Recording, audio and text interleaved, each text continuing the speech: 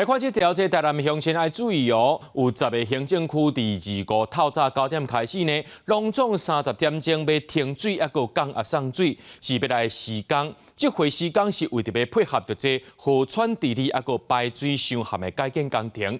停水的影响到24万户。自来水公司有规划51个灌水站，也呼吁民众爱提早做准备。但有一间餐饮业者提出来，桶仔赶紧咧省水，因为若袂久吃无水，定着跋倒做生理。遐那伫北区洗衫店业者嘛，因应停水，半暝就提早来洗民众送来衫。包这些人客提早来永康的头毛店先防洗头，因为刷大概台南市10个行政区，25透早9点到26下晡3点，要停水甲降水业时间30点钟。这些民众认为生活上加减的无利便。阮真得水头有水就罔做，啊无水的时就来休困。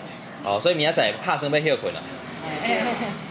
应该无水就爱休困阮嘛爱留阮家己要洗的啊。停水停电应该都是会都是会影响到我们一些民生啊，对啊，多多少少会的。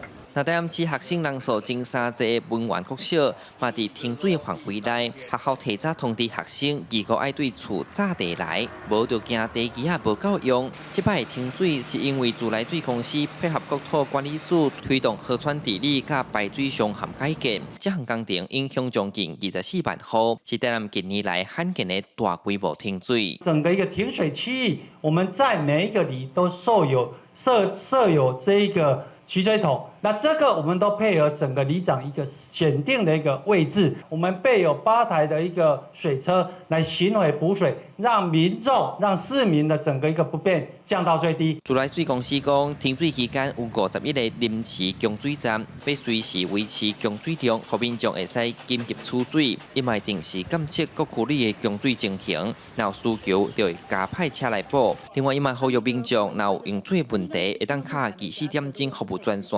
1910来询问。记者从台南采访报道。